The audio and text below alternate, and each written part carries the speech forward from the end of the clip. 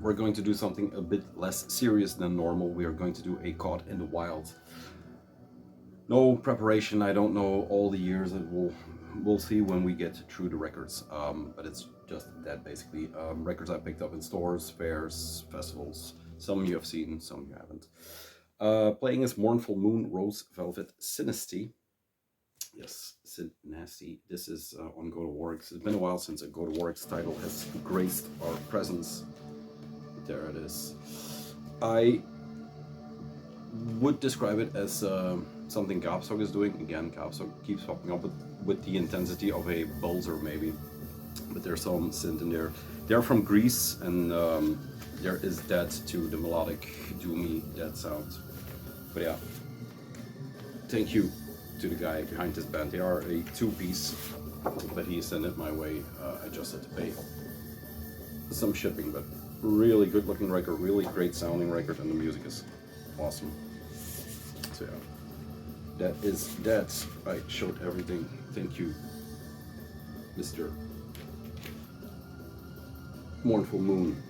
So, about 10 records. What are we drinking? Because it is becoming the holiday. Cheers. I'm drinking basically a barley wine, the Winter Fire from VMalt, and it's a VMalt inspired beer. It is a barley wine with juniper, I think. Non-sparkling, non-carbonate, no carbonation, fake barley wine with juniper. It's always weird beers. He's doing a lecture soon at the beer festival, so let's see what that becomes. David, thank you.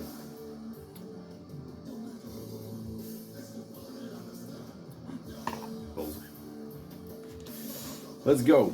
I picked this up at Sounds in Tilburg. We went to a zoo there with the kids, and I managed to pop into Sounds. They're a weird store. They have some good stuff now and then. They have some collector's bins where the other one came from. But now they have a huge section where the punk and hardcore used to be and the metal used to be. Now it's a K-pop bin, or an entire aisle, so it's weird. This was there. This is the Blood Incantation title, Luminescent Bridge, and it's basically a, like it says, maxi single, 45 RPM. Blood Incantation is now known for the death metal side and their synthesizer 70s prog crowd sound. So there's a combination of both. This is on Century Media, yes, and this wins the prize for most bear package of the year. I think it's from last year, but we'll get it into this year. Yes, Stargate Report. It's basically Blood Incantation, a continuation of Blood Incantation. But yeah, it was just this, and then the record was not even in the sleeve, it was just slipped in like this, so weird, considering they have great packaging, always, but yeah, it is a maxi. It's not a top opener, there you go. An EP by Blood Incantation. On the heels of that, and this is a cheat because I actually ordered this from Misaka. This is Spectral Voice with Sparachmos, yes. Moss pops up again. Their necrotic doom keeps getting more necrotic with every record they bring out. This is on, and this is quite the package. This is on Dark Descent, but then also on Misaka for the European distribution. Very sturdy tip-on sleeve, as you can see. Very classic, very classy. A glossy affair, but yeah. A hard-ass sleeve. It comes with a bunch of stuff. A poster of the artwork. I don't know who it is by. Maybe it's in a liner notes, but yeah, that weird-ass skull stuff. Spiderweb. Jeff Barrett, Eli Wendler, Morris Kolontriski, I think, and Paul Riedel. Eli Wendler is the MVP in a lot of bands that I really enjoy. From Black Curse to this. Incredible. And then the vinyl version for this one is the slimy, blobby corpse whites mixture for this one. Yeah, like I said, necrotic doom. It is basically that. If you know what that means, good on you. If you don't know, just listen to it because it's hard to explain. It is a very drudgy, Dead Tomb sounds. That's all I can say. But yeah, played unbelievable. Their live performances are the ones I have seen. Legendary is not the right word, but transcendental sometimes is. So yeah, Sparachmos, I'm not sure. Yeah, that is 2. So I put them in order. Then from the same store, Sounds and Tilburg, where I got the blood incantation, was the Nagelfar with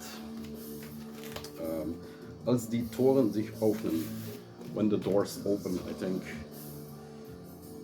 Yeah, there you go. German band, started in the 90s. I think this is one of their first things. This is the re-release or the vinyl version on Vol.5 Fan Records. Yeah, great classic band. There is nothing in here, but there is a booklet and a poster. It is just a black vinyl version, nothing too special. But it was in the collector bins for dirt cheap. There's a huge ass poster with the artwork, but we have a lot, so kind of blasting through. Then there's the booklet with some more 90s looking pictures. 95? Yes, December 95. Jander, Jorn, Svein, Meilenwald, and Garden. So yeah, cool to see something like this in the bin. They had some nasty ass price sticker on the front, so it's a bit tattered, but I like it when those kind of records show up. There you go. Motherfucker. Then I talked about this one, but I was wrong. These are the 2 Caught in the Wilds from the UK, from Live After Death Fest, which I am now starting to process, but great weekend. Cheers to the International Scum Collection. Sodom, I picked this up at Rise Above. This is what I was mistakenly under the impression that this was their 3rd or 4th full length, but it's actually a live record consisting of multiple tracks. My Frank was gevallen when I saw the track listing when I was talking about it, but it didn't fell enough. I'm not going to grab it all out, but I just wanted to highlight the fact that it's not a full length, but a live record by Sodom, which kind of explains the cover a bit better. The Pakkus Fest that is going on there, licking cats' asses and stuff like that. And the second one is the, just want to show this one again, not to brag, but I was still railing from the experience of finding this one, and I didn't show the details that make this the record that it is. So the cover, you know, the back cover, you know, it's actually looks a lot like all the represses. There's of course a difference here and there, but they have been repressed to death, so they're all over the place. The sleeve with the middle finger, of course, a brutal fuck off to the hordes of white light, right hand pat, we are the rapists of your dreams of heaven. There you go. One of their better slogans. What is, because I looked into it and none of the bootlegs or none of the represses have this in the dead wakes. One just says black fucking metal. I don't know if that shows up, but there it kind of is. It just goes all around. And then the other one says re-return. The re-return. Where is it? There you go. Yes, the re-return. Alluding to, I guess, battery. But that's a detail that I don't know if it's somewhere in the dead wakes on all the boots and represses, but yeah. Still very glad I pulled the trigger on this one. It was a heavy trigger, but still. Then a fair, I think about a month ago, where a buddy of mine, I talked about the Frenchman before, so I'm not sure if I talked about these records, but I don't care. I got this from Bart, one of the local sellers, local as in a Belgian seller that keeps me up to date on these kind of fairs, the metal fair, I guess. There's a Frenchman that always has great stuff. This is War Logo with Dark Ages Return, the Black Tower, and Unlighted, not Untitled. So the first tape and the first 7-inch combined into a great compilation of these Finnish warmongers. 95 to 97. There you go. Only thing I truly need is the Black Tower tape on World Terror Committee. And yeah, it is not crazy expensive, but it's another tape when I already have the comp and this and that, and there's so much more that has precedent over stuff like this, but very great band. Live once, immaculate. Then, don't know too much about this, but I don't know everything about this. This is Frenzied, a French band that has tentacles throughout the entire French scene, I would say. Mid to late 2000s, maybe. I'm not sure when this record came out, which is blasphemy, I know, but there's not much info on here. There's a poster, there's a record, and there's a sleeve. And there is this. 99, 2003, so yeah, late 90s. But yeah, they have been active for a while. So there's this, Satanas Ovobiscum et Spiritum tuo Urfaust on End All Live Productions. This is number 37, of course, from France. The re-release has a different cover as this, or this. It has the Fiery Dragon. I don't think that is on here somewhere, or is it in the booklets? Maybe this is booklets. The Faust has more black and more artwork. There you go. So the dragon isn't on here, which is a shame because that's a very nice artwork in itself. It's on the center labels, no, it's just the heart, and then Faust again. But yeah, to find this in the bins, it's a Frenchman, and I bought the Iljar and Softfactor last year or 2 years ago from him. Then he kind of disappeared, and then he reappeared because it was the first stall on the fair, and he had this, I don't know what the plate was, but it was French heart or something like it, so I know I was going to find something there, which I did. Hey Bart. This is the last one I picked up from the same French guy, and this is Disgusting Semla. I don't know what that means, but it sounds disgusting. A morbid bootleg, if you will. This is a live recording. Tracks 1 to 4 are from the December Moon demo, of course, then the track 5 is a rehearsal. Tracks 6 to 13 are recorded live in Stockholm, October 23 and 87. This is a Canadian bootleg, I guess, Die 669. That's on front and back cover. Who else? I don't know too much about Morbid, about the other members actually.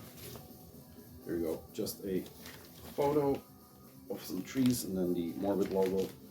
It is a bootleg, but it is such a classic looking bootleg that it's almost become canon in the Morbid discography, just because there is not that much. There's the December Moon and all the variants of December Moon. Always nice to have some more of this material. Then, do we have enough records? Yes, I think so. From my local record shop, this is the pickup. It's the most packed dig spot ever. I talked about it in other of these kinds of videos. But it's just records upon boxes, and the best thing you know is in the back, and he never lets anybody in the back. But once in a while there are these, he has walls like every record store, but his walls are plastic bins like you see in fairs, and the records are slid in, and there's do not touch these. Now I take them out now and then if he's not looking or if he's around the corner. But this was on there for a while, at least the 2 times before I went there, this was there or slid in the back, but always noticed it. A classic cover, classic record. This is Sirit Ungol with King of the Dead, a doom metal band, but they have this, it's from 84, yeah, 84 on Roadrunner, which keeps popping up in my buys, but yeah. They have this doom sound, but very melodic, I should say. It's better than I would imagine when I listened to it eventually. I wasn't too familiar with Sirit Ungol, but I just always loved the cover. And it was for a very decent price. It looks amazing also. There's not too much on here, or in here, but for a Roadrunner Records, something is everything, because they are very sparse packers. It is very thin vinyl, but it plays fantastically. Fantastically, yeah, that's weird. And then there is this inserts. And there you go. So I was stupid not to get it, because just to discover the band at that price with this record, and I love this artwork, and I'm not alone. If you're into Austrian punk black metal, you are too. But yeah, Third Ungol, the cover alone. Is the artwork credited art direction? No. Cover masterpiece by Michael Whelan. So yeah, that deserves another shout out. Very cool.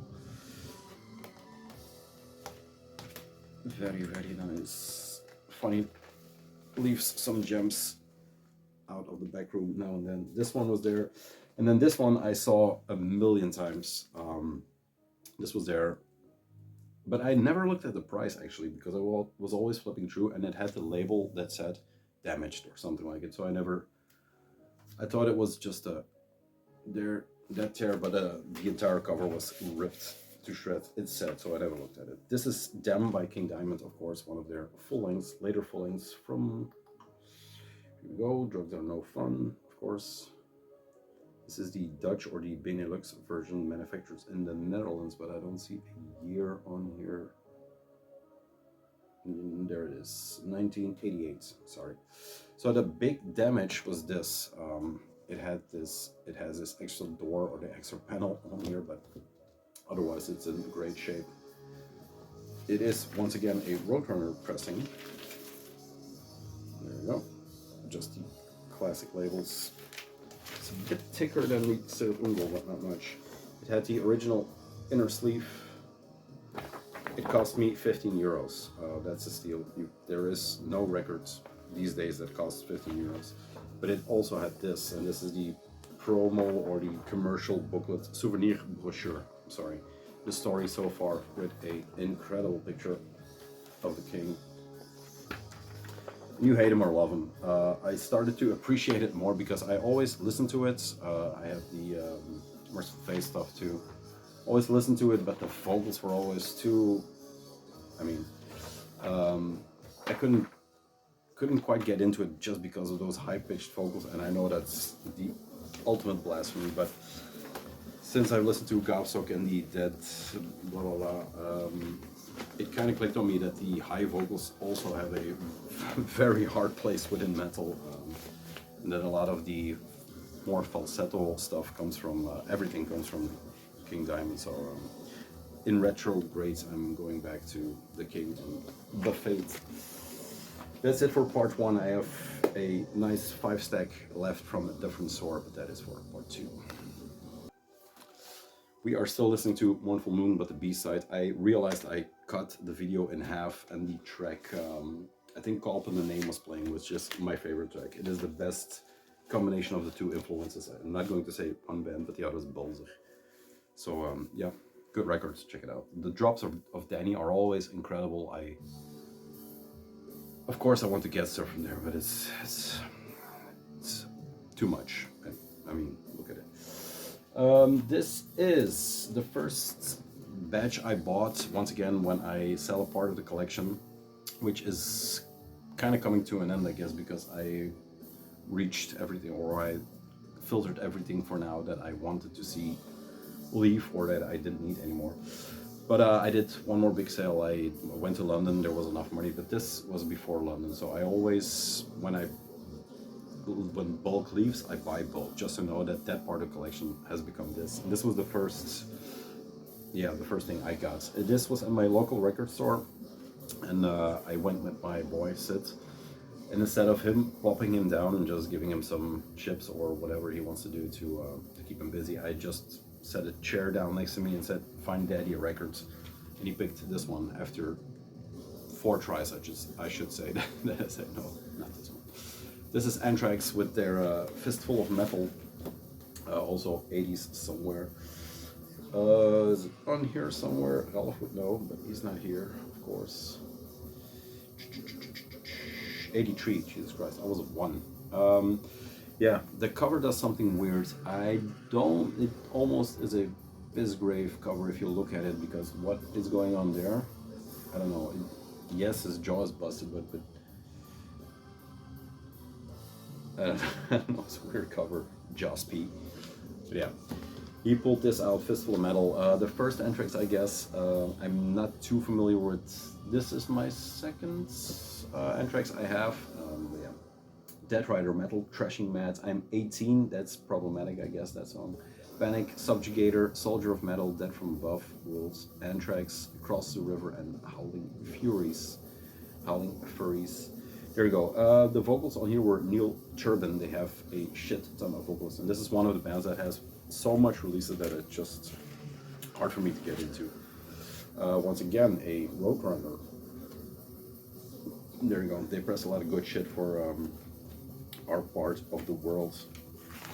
And these all come from George and the Bear, a kind of local. I mean, it's a 20-minute drive tops. There you go. They always have these nifty little stickers and a price tag, of course. EU original 84 top copy. Their words and mine. Nifty little shop. They have everything from an extensive hip hop collection to a back room that is filled with just a dig spots with crap. But there was a Rush record in there. They have metal, punk, everything, which will show out of the, because the last 5 are all from that store. This was one I was looking for, and I thought I was going to grab it in England because I missed it a few times here and there due to the fact that I was looking in stores that had a Discogs page, but it was already sold. This is Hatful of Hollow by the Smiths. I'm slowly getting into them because I still can't, just like with the King, his vocals are, yeah, something you have to get used to. But one of the tracks on here, the How Soon Is Now, just somewhere late last year it crept into my head, or around the mid-mark summer, that yeah, just resonated a chord with me. Reminds me of the Queens of the Stone Age, actually, this bag and the color, now that I think of it. This was originally bought in Merrickson in the black and white at the discounts fair. But this is, yeah, I don't know, I don't even know what year it's from. It's from Rough Trade 76. Smiths are left to right, Morrissey voice, Johnny Marr guitar, harmonica, mandolin, Andy Rourke bass guitar, and Mike Joyce on the drums. Gatefold, like I said, a Rough Trade Records. This is the, I think, Dutch pressing on Megadisc. It has the textual printed inner sleeve. And like I said, it is on Megadisc under license of Rough Trades, but it has the saw blades, which I kind of like. My other is also from Saw Blade. This is from '84. So I'm looking in that time, yeah, the time, the 80s, for my metal and my music, actually, because tired of all the raw black metal. Just buying, just get some good records for a change. You know what I mean. Then, like I said, this is quite the package, or quite the extensive look through the collection they have. This was in the collector's bin. This is Coil with Scatology. Their first full length. I think there's one more that was released in Belgium, and it's called, blanking on it, something like fucking Invincible, but something else. This is the, say, original with postcard. It says it has the Anal Staircase postcard on it. The copies that don't have it, they have a kind of a wavy black sun under there.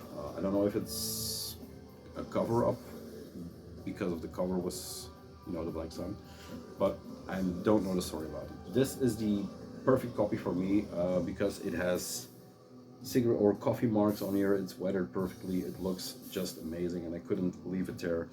It was priced accordingly, but when I took the record out, there was this big gash on it.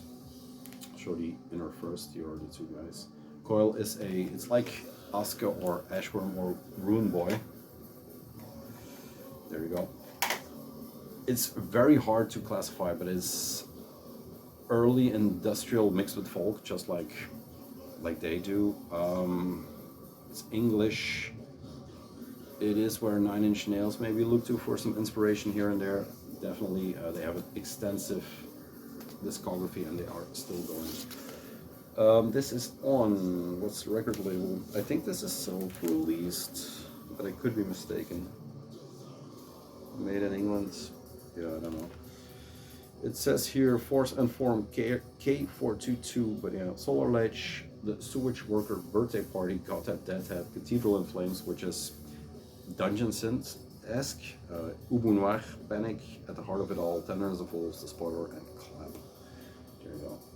Hi, there is a gash. Yes, and I think that is the worst one. Yeah, that's the one. There you go.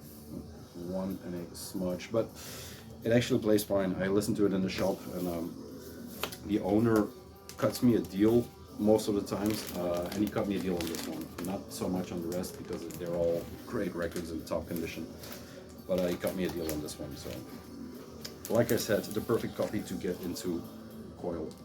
There you go. Not getting everything by them. Not yet. Sure. George or Bear. Then the two last ones, Agent Orange from Sodom. I showed you the live records from England. This is the, I think, fourth full length. I'm pretty sure now, third or fourth full length. I always kept to the first two, never dug further, but they are still kicking. They are one of the Teutonic German trash bands that are incredible. Poisonous, the fifth one, so you know how much I love that scene. But just the cover, just how everything looks, and it's Sodom. It is Tom Angel Ripper and Chris Witch Hunter and Frank Blackfire. There you go, nice gatefold with the drum view. Yeah, this album is dedicated to all people, soldiers and civilians who died by senseless aggressions of war all over the world. This was in, when is the record out? It should be in the, it's probably in the 80s, maybe early 90s, but I don't know. Maybe it's on here. It is a Steamhammer release, and it has the bass clef on the center labels. There you go, right above Sodom. It is from 89, so yeah, on the cusp of 80s. Steamhammer blue and greenish labels. The other one is also a Steamhammer press, so lined up perfectly. But yeah, great record. It doesn't have the inner sleeve. It should have mentioned that on the, because I don't check everything on Discogs when I'm hunting or when I'm, because when you're in a store and you find good stuff, it, like I said with the Darktron, it just sucks the air out of the room. But yeah, then the last thing I bought, and something that is going to cause a lot of problems. I have some prog and I have some, you know, weirder stuff like yeah, coming into Doom, like Masters of Reality, not Masters of Reality, but Master Musicians of Bukake, some Lost Morts, stuff like that. But I never owned or got a crowd record, so I just bought the best one, in my opinion. Not the best one, but I'm on Duel 2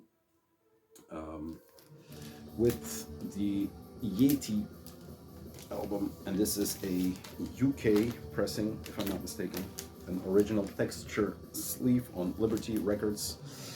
The original sleeves are even in there. This was an immaculate copy and was all behind these Scatology records in the collector's bin. This is the textured sleeve. I don't know if you noticed or if you can see, but it has, I mean, it's just adds, it has those Impulse jazz records with the orange, the white and orange, the black records. They all have it too. It's a gatefold, beautiful gatefold. That, get it up. There is a castle with all lyrics. Nice horse. There you go. Classic cover, classic records. I've written some things down because I have to mention No Dogs in Space. If you know that podcast, good on you. Their two last episodes were about an initiation into krautrock, and the first album they talked about, or the first band they talked about, was this one. So re-listened to it. Yeah, it was recorded in 4 days, this entire album. It is, what year is this? Did I write that down? No. Should be very early. 70s, if not earlier. But yeah, this is a United Artists Records 1970. So yeah. Recorded in 4 days. It was highly influential. There is a 40-minute improvisation because they were on a major label and they had the opportunity to record on 16 tracks, which was then an entire new thing. But the engineer just recorded on 4 tracks. They had a lot of room, so it became this experimentation